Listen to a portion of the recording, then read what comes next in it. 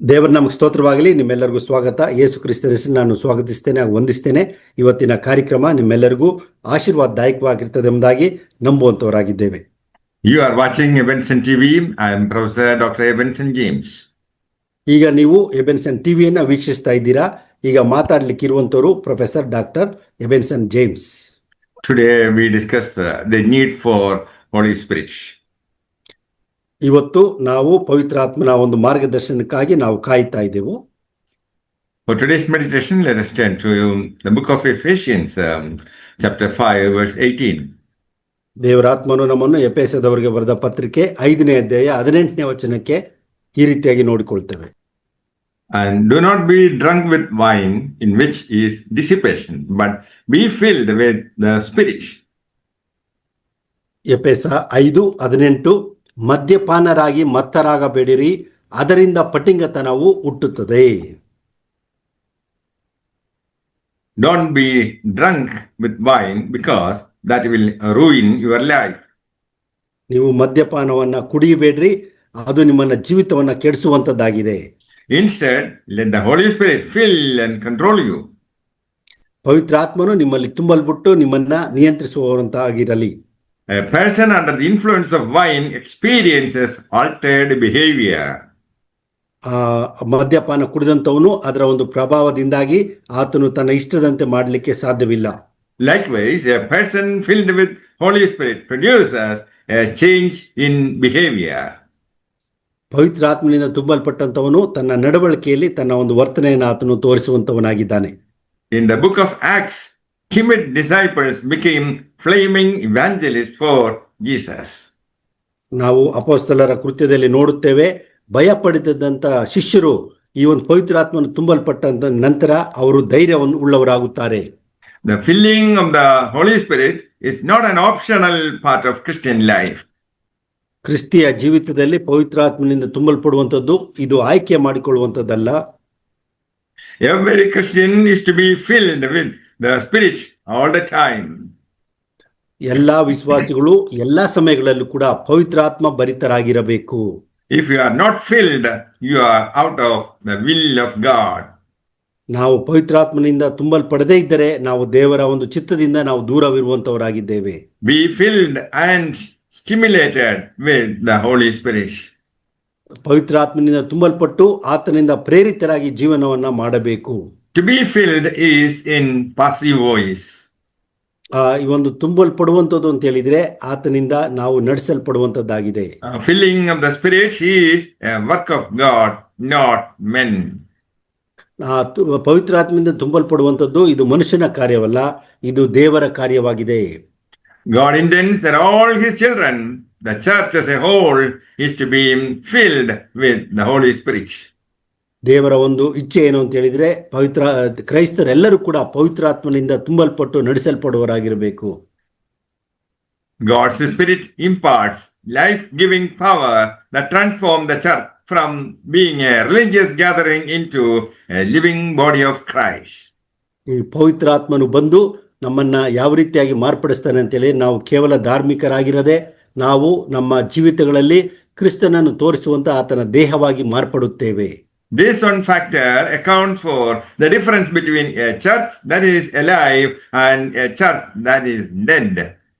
ಈ ಒಂದು ಸತ್ಯಾಂಶವೇ ಈ ಜೀವಿಸುವಂತ ಸಭೆ ಅಥವಾ ಸತ್ತಂತ ಸಭೆ ಎಂಬುದಾಗಿ ನಿರ್ಧಾರ ಮಾಡುವಂತದ್ದಾಗಿದೆ. Anger controls a man filled with the spirit of anger. ಯಾರು ಕೋಪ ಮಾಡಿಕೊಳ್ಳುತ್ತಾರೋ ಅವರ ಹೃದಯದೊಳಗೆ ಕೋಪ ಇರ್ತದೆ, ಅವರು ಕೋಪ ಉಳ್ಳವರಾಗಿರುತ್ತಾರೆ. Greed controls a man filled with greed. ಯಾರು ಸ್ವಾರ್ಥ ಉಳ್ಳವರಾಗಿರ್ತಾರೋ ಸ್ವಾರ್ಥ ತುಂಬಿರುವುದರಿಂದ ಅವರು ಸ್ವಾರ್ಥ ಉಳ್ಳವರಾಗಿರುತ್ತಾರೆ. When the Holy Spirit fills you, he will have the controlling interest in your life. ಪವಿತ್ರಾತ್ಮನು ತುಂಬಲ್ಪಟ್ಟಾಗ ದೇವರು ತನ್ನ ಇಚ್ಛೆಯಂತೆ ತನ್ನ ಚಿತ್ತವನ್ನು ನೆರವೇರಿಸುವಂತ ಸಾಧನಗಳು ನಾವಾಗುತ್ತೇವೆ. Being filled with Holy Spirit means the Spirit has more of you. ಪವಿತ್ರಾತ್ಮನಿಂದ ತುಂಬಲ್ಪಡುವುದು ಅಂತ ಹೇಳಿದ್ರೆ ಆ ಒಂದು ಪವಿತ್ರಾತ್ಮನು ನಮ್ಮಲ್ಲಿ ತನ್ನ ಕಾರ್ಯವನ್ನ ಮಾಡುವಂತದ್ದಾಗಿದೆ. Think about the elevated trains that you find in many large cities. ದೊಡ್ಡ ದೊಡ್ಡ ಪಟ್ಟಣಗಳಲ್ಲಿ ರೈಲ್ವೆಗಳು ಮೇಲೆ ಎತ್ತರಿಸಿ ಅದು ಓಡುವಂಥದ್ದನ್ನು ನಾವು ನೋಡುತ್ತೇವೆ. Those trains run on 3 wheels, 2 for the wheels and 1 for the electricity. ಆ ಒಂದು ರೈಲ್ವೆಗಳು ಯಾವ ರೀತಿಯಾಗಿ ಓಡ್ತದೆ ಅಂತ ಹೇಳಿದರೆ 3 ಅಳಿಗಳ ಮೇಲೆ ಹಾಗೂ 2 ಚಕ್ರಗಳಿಂದ ಹಾಗೂ ಈ ಒಂದು ವಿದ್ಯುತ್ ಶಕ್ತಿ ಬಲದಿಂದ ಅದು ಓಡುವಂಥದ್ದಾಗಿದೆ. The electricity is always there, but the train does not move unless there is contact with the third rail. ಆ ಒಂದು ಯಾವಾಗಲೂ ಕೂಡ ಅಲ್ಲಿ ವಿದ್ಯುತ್ ಶಕ್ತಿ ಇದ್ದರೂ ಕೂಡ ಅದು ಆ ಒಂದು ರೈಲು ಓಡಬೇಕಾದ್ರೆ ಅದು ಒಳಗಿಂದ ಅದು ಅದಕ್ಕೆ ಸಂಬಂಧಪಟ್ಟಿರಬೇಕು. Touch the third rail and the train moves. ಅದು ಆ ಒಂದು ವಿದ್ಯುತ್ ಶಕ್ತಿಗೆ ಅದು ತಗಲ್ಪಟ್ಟಾಗ ಮಾತ್ರ ಅದು ಮುಂದೆ ಹೋಗ್ತದೆ. Pull away from that rail and it stops. ಆ ಒಂದು ವಿದ್ಯುತ್ ಶಕ್ತಿಯ ಆ ಒಂದು ಸಂಬಂಧ ಅದು ಕಡಿತ ಮಾಡಿದಾಗ ಟ್ರೈನು ನಿಂತು ಹೋಗ್ತದೆ. The third rail is like the Holy Spirit. ಈ ಒಂದು ಮೂರನೇ ಒಂದು ಸಂಬಂಧವೇ ಈ ಒಂದು ಪವಿತ್ರಾತ್ಮನ ಒಂದು ಬಲವಾಗಿದೆ. Acts chapter 1 verse 8. ಅಪೊಸ್ತಲರ ಕೃತ್ಯಗಳು 1ನೇ ಅಧ್ಯಾಯ 8ನೇ ವಚನ. Jesus said to them, "Ye shall receive power when the Holy Spirit has come upon you, and you shall be witnesses to me in Jerusalem and all Judea and Samaria to the end of the earth." ಅಪೊಸ್ತಲರ ಕೃತ್ಯ 1:8. ಆದರೆ ಪವಿತ್ರಾತ್ಮ ನಿಮ್ಮ ಮೇಲೆ ಬರಲು ನೀವು ಬಲವನ್ನು ಹೊಂದಿ ಯೆರೂಸಲೇಮಿನಲ್ಲಿಯೂ ಎಲ್ಲ ಯೂದಾಯ ಸಮಾರ್ಯ ಸೀಮೆಗಳಲ್ಲಿಯೂ ಭೂಲೋಕದ ಕಟ್ಟಕಡೆಯವರೆಗೂ ನನಗೆ ಸಾಕ್ಷಿಗಳಾಗಿರಬೇಕು ಅಂದನು. Holy Spirit power is always available. ಪವಿತ್ರಾತ್ಮನ ಒಂದು ಶಕ್ತಿ ಯಾವಾಗಲೂ ಕೂಡ ನಮಗೆ ಲಭ್ಯವಾಗಿದೆ. But sometimes we live out of contact with His power. ಆದರೆ ಕೆಲವು ಸಾರಿ ನಾವು ಆತನ ಸಂಬಂಧದಿಂದ ತಪ್ಪಿಸಿಕೊಂಡವರಾಗಿ ಆತನ ಶಕ್ತಿ ಇಲ್ಲದೆ ನಾವು ಜೀವಿಸುವಂತವರಾಗಿದ್ದೇವೆ. When that happens, our lives simply stop working the way God intends.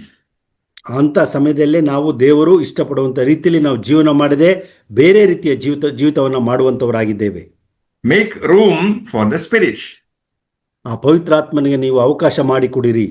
Imagine to fill up jar that is already full of something else. ಈಗ ಯಾವುದಾದ್ರೂ ಒಂದು ಪಾತ್ರೆಯಲ್ಲಿ ಬೇರೆದು ತುಂಬಲ್ಪಟ್ಟಿದ್ರೆ ಇನ್ನೊಂದನ್ನು ಅದರಲ್ಲಿ ತುಂಬಿಸಲಿಕ್ಕೆ ಸಾಧ್ಯವಿಲ್ಲ. You can't fill what is already full. ಯಾವಾಗ ಆ ಒಂದು ಪಾತ್ರೆ ತುಂಬಲ್ಪಟ್ಟಿದೆಯೋ ಅದರಿಂದ ಇನ್ನೂ ತುಂಬಿಸಲಿಕ್ಕೆ ನಾವು ಪ್ರಯತ್ನ ಪಟ್ಟು ಸಾಧ್ಯವಿಲ್ಲ. Some Christians are so full of themselves, they have no room for the Holy Spirit. ಅನೇಕ ಕ್ರೈಸ್ತರು ತಮ್ಮನ್ನೇ ತಮ್ಮ ಜೀವಿತದಲ್ಲಿ ತುಂಬಿಸಿಕೊಂಡವರಾಗಿರುವುದರಿಂದ ಪವಿತ್ರಾತ್ಮನು ಬಂದು ತುಂಬಿಕೊಳ್ಳಲು ಸಾಧ್ಯವಾಗುತ್ತಿಲ್ಲ. Some people close their heart to the work of the Holy Spirit. ಕೆಲವು ಕ್ರೈಸ್ತರು ತಮ್ಮ ಹೃದಯಕ್ಕೆ ಹತ್ತಿರವಾಗಿ ಪವಿತ್ರಾತ್ಮನನ್ನ ಸೇರಿಸಿಕೊಳ್ಳುತ್ತಾರೆ. We need emptiness and openness. ನಮ್ಮಲ್ಲಿ ಆ ಒಂದು ಖಾಲಿಯಾದಂತ ಮತ್ತು ತೆರೆದಂತ ಹೃದಯ ನಮ್ಮದಾಗಿರಬೇಕು.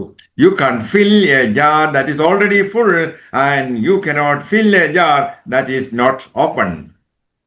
ಈ ಒಂದು ಪಾತ್ರೆ ಯಾವುದು ತುಂಬಲ್ಪಟ್ಟಿದೆಯೋ ಅದನ್ನು ನಾವು ತುಂಬಿಸಲಿಕ್ಕೆ ಸಾಧ್ಯವಿಲ್ಲ. ಯಾವೊಂದು ಪಾತ್ರೆ ಅದು ಮುಚ್ಚಳ ತೆಗೆದಿರುವುದಿಲ್ಲವೋ ಅದನ್ನು ಕೂಡ ತುಂಬಿಸಲಿಕ್ಕೆ ಸಾಧ್ಯವಿಲ್ಲ. God sends Holy Spirit to enable us to live for Christ in the world. ಆ ಪವಿತ್ರಾತ್ಮನನ್ನ ಕಳಿಸಿ ನಾವು ಕ್ರಿಸ್ತನಿಗಾಗಿ ಜೀವಿಸಲು ಕ್ರಿಸ್ತನು ನಮಗೆ ಸಹಾಯ ಮಾಡುವಂತವನಾಗಿದ್ದಾನೆ. You and I need to be renewed by God's Spirit. ನಾನು ಮತ್ತು ನೀನು ಪವಿತ್ರಾತ್ಮನಿಂದ ತುಂಬಲ್ಪಟ್ಟು ನಡೆಸಲ್ಪಡುವಂತವರಾಗಿರಬೇಕು. Book of Isaiah chapter 55 verse 1. ಯೆಶಾಯನ ಪ್ರವಾದನ ಗ್ರಂಥ 55:1. Everyone who thirsts, come to the waters, and you who have no money, come, buy and eat. Yes, come, buy wine and milk without money and without price.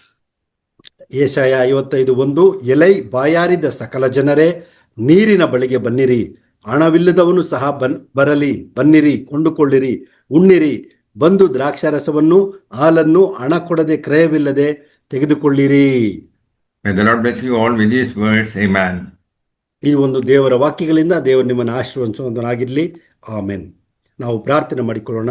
ಕೃಪೆಯಲ್ಲಿ ಐಶ್ವರ್ಯವುಳ್ಳಂಥ ಪರಲೋಕ ತಂದೆಯಾದ ದೇವರೇ, ನಿನ್ನನ್ನು ಕೊಂಡಾಡುತ್ತೇವೆ, ಆರಾಧಿಸ್ತೇವೆ, ಘನಪಡಿಸ್ತೇವೆ. ಸ್ವಾಮಿ, ನೀನು ನಮ್ಮ ಸಂಗಡ ಇರುವುದಕ್ಕಾಗಿ ಸ್ತೋತ್ರ. ಪವಿತ್ರಾತ್ಮನ ದೇವರು ನಮ್ಮಲ್ಲಿರುವುದಕ್ಕಾಗಿ, ಪವಿತ್ರಾತ್ಮನಿಂದ ನಮ್ಮನ್ನು ತುಂಬಲ್ಪಟ್ಟು ನಡೆಸುವುದಕ್ಕಾಗಿ ಸ್ತೋತ್ರ. ಪವಿತ್ರ ಆತ್ಮ ನಿಮ್ಮ ಮೇಲೆ ಬರಲು ನೀವು ಬಲವನ್ನು ಹೊಂದಿ ಯುದಾಯದಲ್ಲಿಯೂ ಸಮಾನದಲ್ಲಿಯೂ ಲೋಕದ ಕಟ್ಟಕಡೆಯಲ್ಲಿಯೂ ನೀವು ಸಾಕ್ಷಿಗಳಾಗಿರುವರೆಂಬ ನಿನ್ನ ವಾಕ್ಯ ಇದೆ ಸ್ವಾಮಿ. ಅದಕ್ಕಾಗಿ ಸ್ತೋತ್ರ. ನಿನ್ನಾಗಿ ಸಾಕ್ಷಿಗಳಾಗಿರಲು, ನಿನ್ನನ್ನು ಮಹಿಮೆಪಡಿಸಲು ಸ್ವಾಮಿ, ನಿನಗಾಗಿ ಜೀವಿಸಲು ನಿಮ್ಮನ್ನು ಕರೆದಿದೆ. ಅದಕ್ಕಾಗಿ ಸ್ತೋತ್ರ. ಪವಿತ್ರಾತ್ಮನು ಸ್ವಾಮಿ ಪ್ರತಿಯೊಬ್ಬರ ಜೀವಿತದಲ್ಲಿ ಆತನು ಲಭ್ಯವಿರುವುದಕ್ಕಾಗಿ ಸ್ತೋತ್ರ ಮಾಡ್ತೇವೆ. ಪವಿತ್ರಾತ್ಮನ ಶಕ್ತಿ, ಪವಿತ್ರಾತ್ಮನ ಪ್ರೇರಣೆ, ಪವಿತ್ರಾತ್ಮನ ನಡೆಸುವಿಕೆ ನಮ್ಮ ಜೀವಿತಗಳಲ್ಲಿ ಇರಲಿ ಸ್ವಾಮಿ. ಯಾವನಿಗಾದರೂ ದೇವರಾತ್ಮ ಇದ್ದರೆ ಅವರೇ ದೇವರ ಮಕ್ಕಳೆಂಬುದಾಗಿ ನಾವು ನೋಡಿಕೊಳ್ತೇವೆ ಸ್ವಾಮಿ. ನಿನ್ನ ಮಕ್ಕಳಾಗುವಂಥ ಭಾಗ್ಯ, ಅಪ್ಪ ತಂದೆ ಎಂದು ಕರೆಯುವಂಥ ಸೌಭಾಗ್ಯ ಕೊಟ್ಟಿದೆ. ಅದಕ್ಕಾಗಿ ಸ್ತೋತ್ರ. ನಮ್ಮೆಲ್ಲ ಕೊರತೆಗಳನ್ನು ನೀಗಿಸುವಂಥ ಒಳ್ಳೆ ಕುರುಬನು ಯೆಹೋವ ಈರೇ ನೀನಾಗಿದೆ. ಅದಕ್ಕಾಗಿ ಸ್ತೋತ್ರ. ಈ ಕಾರ್ಯಕ್ರಮವನ್ನು, ಈ ವಾಕ್ಯಗಳನ್ನು ಕೇಳಿಸಿಕೊಡುವಂಥ ಪ್ರತಿಯೊಬ್ಬನ ಆಶೀರ್ವದಿಸು, ನಿನ್ನ ಆತ್ಮನಿಂದ ತುಂಬಿಸು, ನಿನ್ನ ಆತ್ಮನಿಂದ ನಡೆಸಿಕೊಡು. ಅದರ ಮುಖಾಂತರವಾಗಿ ಕ್ರಿಸ್ತಿಯ ಜಯಭರಿತ ಕ್ರಿಸ್ತಿಯ ಜೀವಿಸುವಂತೆ ನೀನೇ ಸಹಾಯ ಕೊಡಬೇಕಾಗಿ ಈ ಪ್ರಾರ್ಥನೆಯನ್ನು ನಜರೇತಿನ ಯೇಸು ಕ್ರಿಸ್ತನ ಒಂದೇ ಹೆಸರಿನಲ್ಲಿ ಬೇಡಿಕೊಳ್ಳುತ್ತೇವೆ. Amen. Amen. The love of the Father, the grace of Jesus Christ, and the presence of the Holy Spirit be with you all forever. Amen. ದೇವರ ಆಶೀರ್ವಾದ ಹೊಂದಿಕೊಳ್ಳೋಣ. ನಮ್ಮ ತಂದೆಯಾದ ದೇವರ ಪ್ರೀತಿ, ನಮ್ಮ ಕರ್ತನಾದ ಯೇಸು ಕ್ರಿಸ್ತನ ಕೃಪೆ, ಪವಿತ್ರಾತ್ಮನ ಅನ್ಯೋನ್ಯ ಸಹವಾಸ ನಮ್ಮೆಲ್ಲರೊಂದಿಗೂ ನಿತ್ಯ ನಿರಂತರವಾಗಿ ನೆಲೆಯಾಗಿರಲಿ. ಆಮೆನ್.